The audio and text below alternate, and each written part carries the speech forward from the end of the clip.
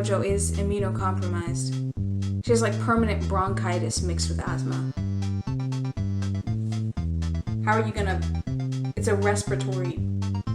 Like, it affects your...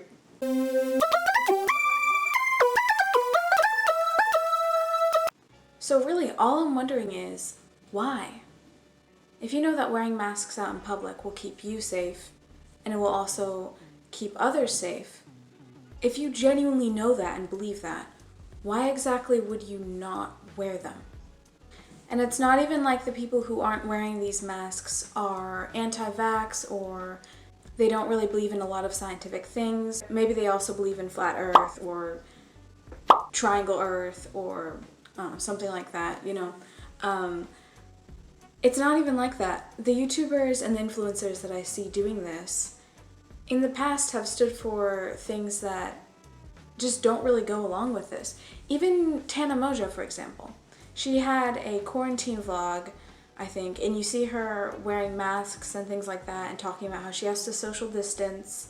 There's a global pandemic happening right now, and the state of Los Angeles is on a mandatory quarantine, stay inside orders and self-isolation things. So me, along with everyone else in my house, as I see 80 fucking of my neighbors out walking, oh, they are walking all like 6 feet from each other, though, go the fuck off. Everyone in my house, including me, is obviously quarantining. But then you also see her at parties with no masks on, definitely not social distancing, just posting it everywhere. Doesn't really seem to care, and meeting up with all different people who are outside of her immediate household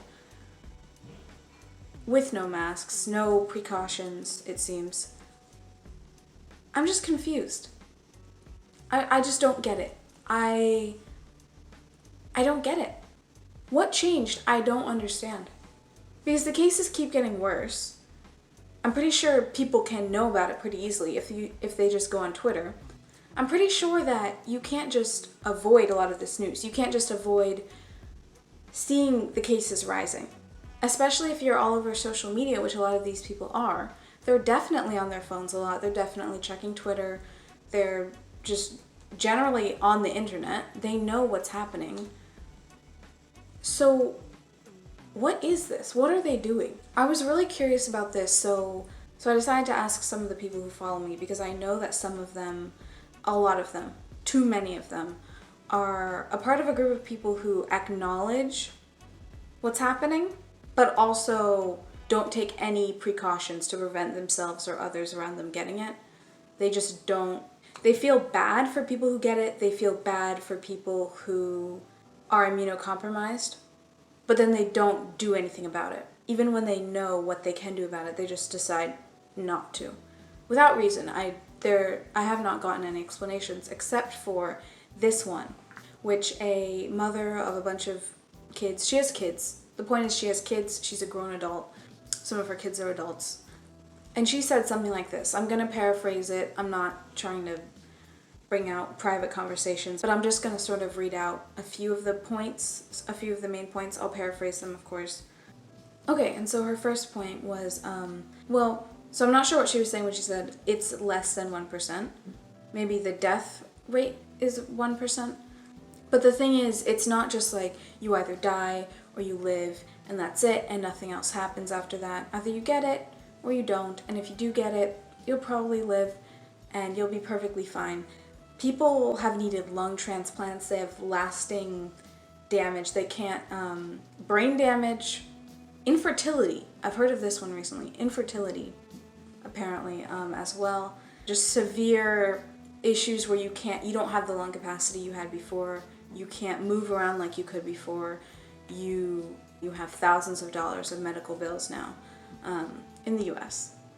Of course, some countries have free health care and, things like that, but we don't have that. You're thousands of dollars in debt. You have to get, transplants, all these different things. It's not something you want to go through, and you probably don't want to have lasting damage. Now that's a lot of damage! And that's if you live, and you don't know if you're gonna live or not. It's not something you want to get. So it would make sense that you would want to avoid getting it, I think. Am I wrong? And then she pointed out how many people die from car wrecks, especially as teenagers, and that even with the large amounts of car wrecks that teenagers have, we don't take away cars and people's rights to risk driving around.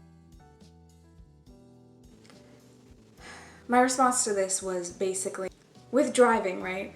If you're teaching your teenager to drive, you probably want to teach them to look both ways when they turn, you know, to check their rearview mirror, to make sure they're going the speed limit, things like that. Those are things that you teach someone before they drive. Those are precautions that they have to take. The seatbelt, like that's one that you can see to protect you.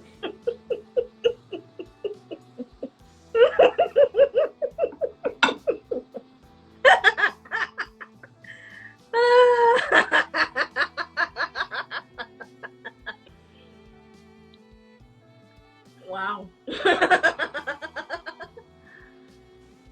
In event of a potential crash. And people that follow those things, we can tell that that makes a difference. Statistically, there's a reason that parents tell their kids, oh, make sure you buckle. This very person tells her kids to buckle when they get in the car. For a reason. Why is it different here? I think part of what she might have been saying is that people should be allowed to leave their houses. People are allowed to leave their houses. That's it on that. I mean, people are allowed to leave their houses. And the main thing is that people wear masks and keep a safe distance between them. You can leave your house and do that. So, I don't know. Shutting everyone down, no one gets to live. No one really gets to live. Like we've said, the shutting down, the staying distanced from others, the wearing the mask, all of that, that's taking precautions, right? Those precautions are so that less people keep getting the virus and it'll stop spreading.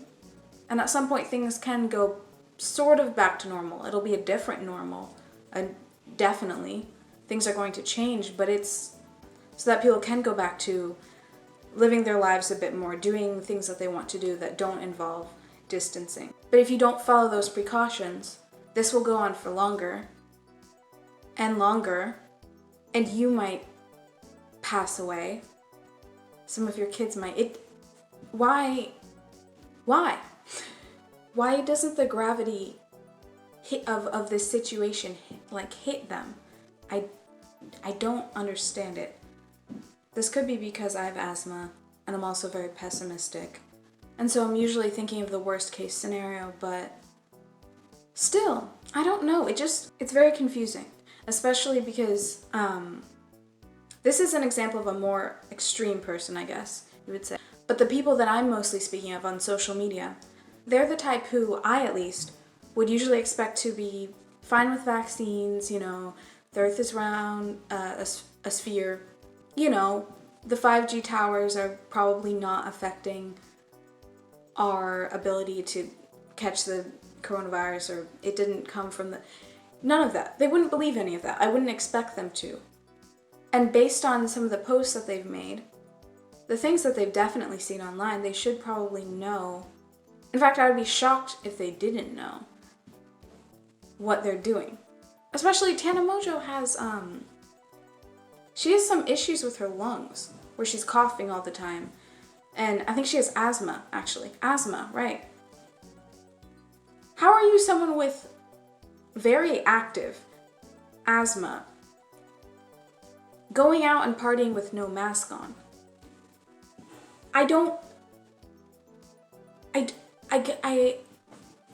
Let's move on. Okay. Being quarantined isn't really living. It's just not dying. Who do you live with?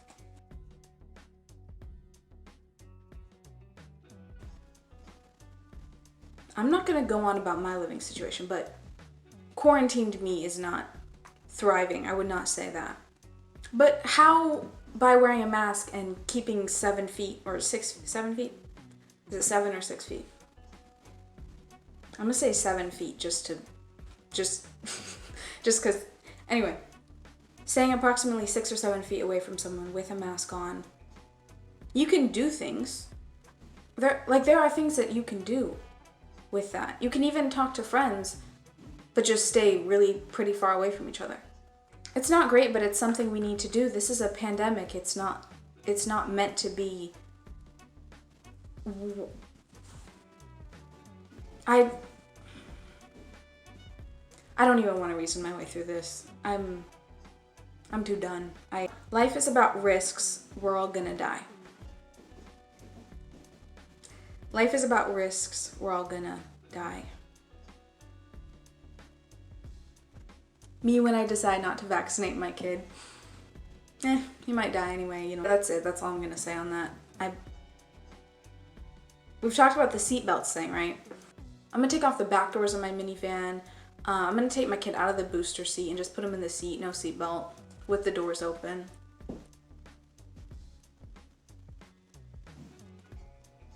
God's will, isn't it? Regardless of your religious beliefs, it just doesn't add up. It doesn't add up. I don't know. How does one argue against that?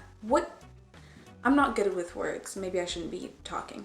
But I'm gonna keep talking because I want to, so that's why I'm making this. As horrible as bleep virus deaths are, it was these people's time to die, and God had predetermined they would die. They would have died even if they had been quarantined. Okay. This is like the type of belief where, you know, you're destined for something to happen and it'll happen regardless of what goes on. Were the death rates just gonna skyrocket in countries? Were the death rates just gonna go up by a lot in countries for no reason if the virus didn't, like if there wasn't a pandemic, would that have happened? I can't really wrap my mind around this wave. All I can hope is that, first of all, her kids are vaccinated. Second of all, that they all end up being fine somehow. And as for these influencers, do they think like this? If not, my only guess is that they think that they're young and that they'll be safe and fine because they're young, and this only affects older people and immunocompromised people. Tana Mongeau is immunocompromised. She has like permanent bronchitis mixed with asthma. How are you gonna, it's a respiratory, like it affects your... I am trying to take this very seriously because I'm definitely a higher candidate to contract coronavirus than the average 21-year-old because I have a weaker respiratory system and immune system than the average 21-year-old. Trying to take it seriously and do things like drink elderberry syrup. Yeah, I don't know. I'm sorry this was so unstructured, but I'm confused. I'm confused. And I'm genuinely really worried for a lot of these people. I don't understand what they're thinking, but I hope they change somehow, and I hope it doesn't take one of them actually getting it and getting very sick for them to actually listen. Like, I'm hoping these people stay safe. But once again, I know they already know these things because they have access to the internet, so I'm not really sure what is happening. I don't get it. Please comment down below or something if you have an opinion or some type of knowledge or something about this, because it worries me a lot, really. Yeah. Well, bye.